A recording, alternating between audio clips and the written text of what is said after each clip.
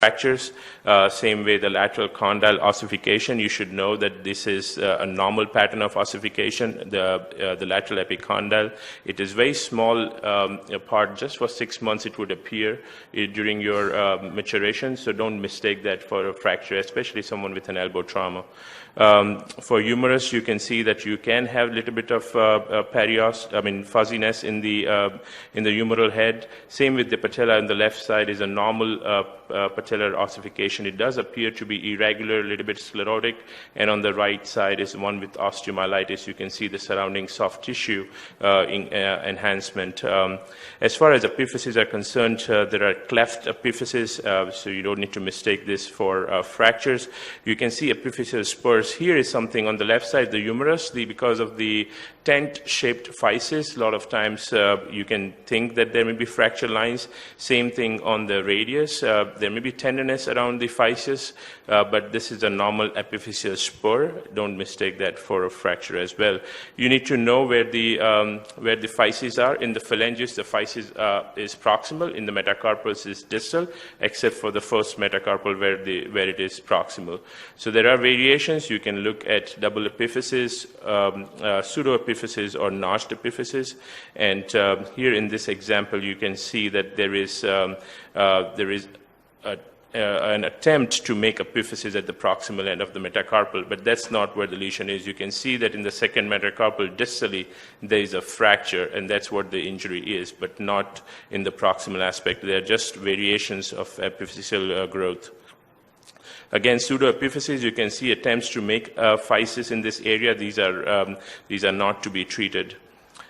You can also look at the shape of the physis of the ankle. It is wedged on the lateral side. A lot of times that wedge comes lower down, and you may think that there is a fracture, and you may get a CT scan.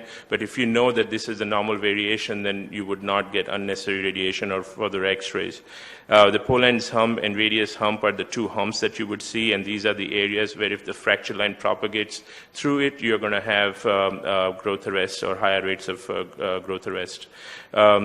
And again, these are not fractures in the proximal humerus. If you look at different views of the shoulder in external rotation, neutral, and internal rotation, you can see the different shape of the physis. And it's important because if you're looking at a proximal humerus fracture, which is typically displaced in external rotation, the proximal part is in external rotation, you would know based on the shape of the physis what the rotation is, and you can align the distal fragment to the proximal fragment.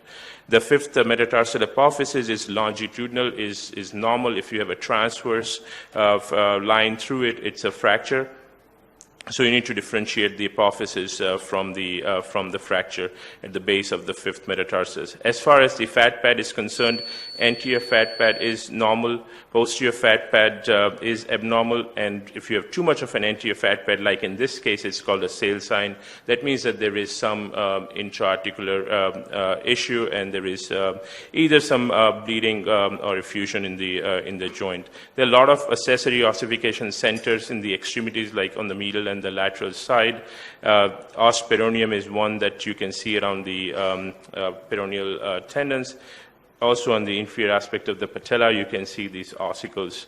Bipartite patella, you need to differentiate that from an avulsion fracture. Bipartite is in the supralateral aspect of the patella, and if it's not symptomatic, you leave it. If it's symptomatic, you treat it, but not treat it like a fracture. Some of the variants that you can see in kids are the supracondylar spur. This was described by John Struthers, and ligament of Struther passes through it. You can also see some posteromedial irregularities, and this is considered to be a normal variation as well. Dorsal defects of patella is in the same location as a bipartite patella, which is supralateral quadrant. It's a benign condition, and I've seen overtreated dorsal defects which you don't need to do anything, even if there is a small cartilage breach. And it's seen in 1% of the population. You need to be aware of the terminology, and you can neglect it. You can see some thickening in the interosseous space. You need to know the normal nutrient foramens and channels. You can make sure that you can differentiate the ossification center from a loose body, because it's important, and beware of the projection, because the projection can make you think that there is a lucency and then there is a fracture. This is a light bulb sign for posterior dislocation. The real deformity is always more than the combined deformity on two views. So you can see AP and lateral view.